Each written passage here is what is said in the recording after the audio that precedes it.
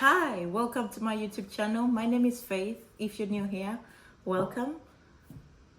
In today's episode, I'm going to tell you about 10 things I wish I knew before I started my fitness journey. And without further ado, let's get right into it.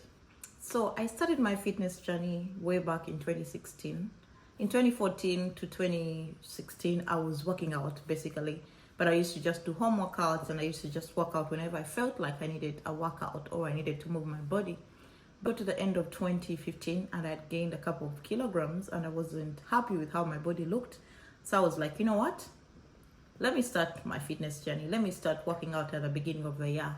And like everyone else, I started out in January. I was so serious about it. I remember buying my first gym clothes, getting a gym bag, putting my towel and all that I needed for the gym.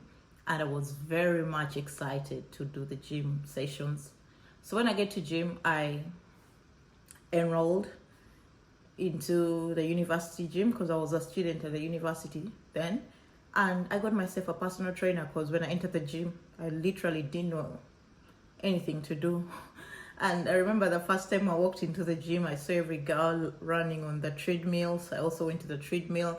But I noticed that I'm like, I can't be doing treadmill every day if I have to come to gym 3 to 4 times a week. So luckily I had read some websites, like I think it's called Live Strong, and they had said what to do when you go to gym, get yourself a personal trainer. So I was like, you know what, I've saved a little bit of buck, let me get myself a personal trainer. And I signed up to a session with a personal trainer. So in signing up with a personal, give you a program. And my personal trainer, his name was John. He was very lovely. He taught me a lot. He taught me the basics of lifting weights, the basics of doing gym. He taught me about the different body parts, the different exercises, my nutrition. He gave me a nutrition plan, and also he was able to track my progress. And the gym sessions became interesting. I learned the techniques and I was like, you know what? I found a new favorite hobby and I'll do it. Yes, I started doing the gym, which was a good thing. But as the time went on, what happened is there was lots of things happening on social media, especially Instagram. Would have lots of people talking about what exercise you need to do, what slimming teas you need to take. And at some point I almost got onto the bandwagon of all that information because there was a lot of information. That's the background of my fitness journey. So from then on, I embarked on my fitness without hesitating. And these things have taken me time for me to really come. First and foremost thing that I wish I'd done well was to establish my why. My why was so, what can I term it? My why wasn't really an astounding why. I just wanted to lose a few kilograms, as I've already mentioned. And when I lost the weight, I didn't really have a reason for going to gym. I kept going, but I didn't really have a concrete reason for going to gym. So the first thing I would have done if I was starting gym afresh was to establish a why greater than losing the body weight. Because when the weight drops off, what happens? You go back to your old self or you continue working towards becoming a better version of you every day. So if I was starting gym today, what I would do differently is that I would establish a why that is further than the weight loss. The weight loss will occur. And fitness is also a journey, as you've had. It's a journey, it's a marathon, it's not a sprint. You're not going to reach your weight and just go back to your old ways. You have to continue evolving and becoming a better person. So my why right now is basically to be fit, to look after my children, because I have 2 children. I have a toddler who I have to run after most of the times, and I also have a baby. So most times I need to be there for both of them. So if I'm healthy, fit, and looking the best that I can look, that's my why. It's far beyond losing the weight. It's far beyond fitting in a dress. It's far beyond having that Coca-Cola shape that everyone wanted those days, or having the Brazilian butt lift, or having a small waist, having a big bum. Like, it's far beyond that. The second thing that I wish I would have done better was to track more of my progress and track more of my workouts. My workouts are tracked with my Apple Watch, and also I track my workouts through the all-time fitness journal. I have a fitness journal where I write down every day the workouts I'm going to perform, how many sets I'm doing, how many repetitions I'm doing, and also the duration of my workout and how each exercise felt. It's more like keeping tabs and having a habit tracker. If you've read Atomic Habits by James Clear, establishing a new habit, what you need to do is to have a way of tracking your progress. There's a guy that says that what's not tracked is not measured.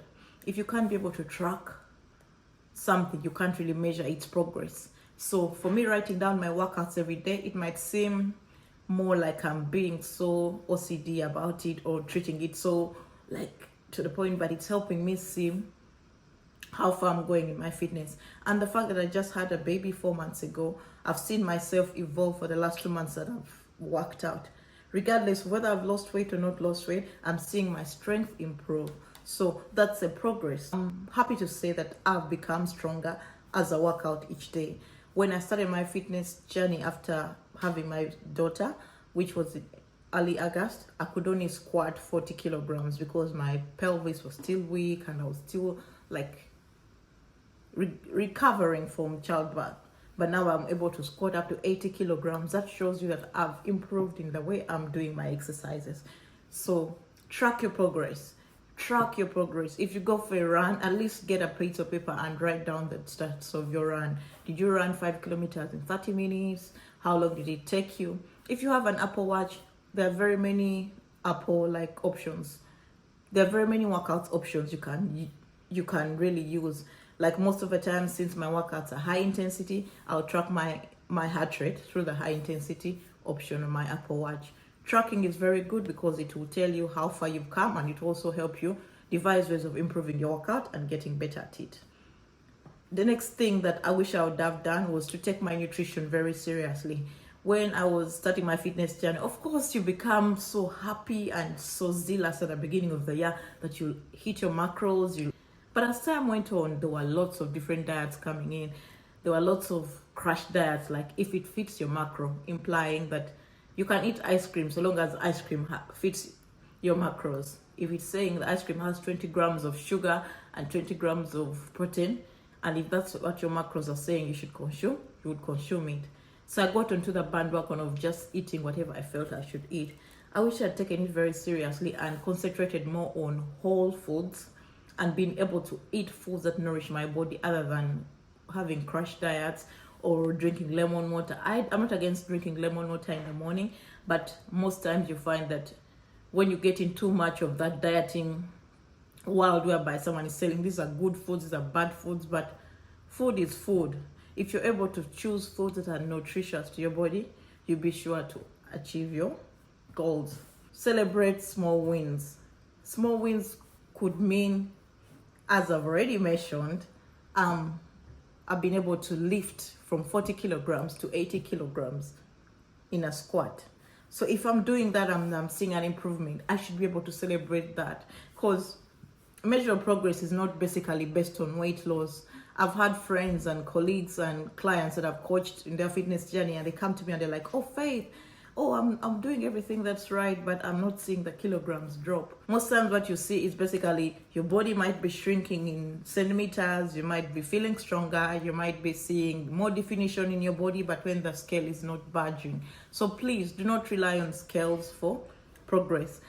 Celebrate your small wins. A small win could be you're lifting better, you're not winded when you climb stairs, you can run, you might be that you're sleeping better, you're having better mental clarity from your workout. So that's all what you should celebrate, other than concentrating on weight loss as a measure of progress.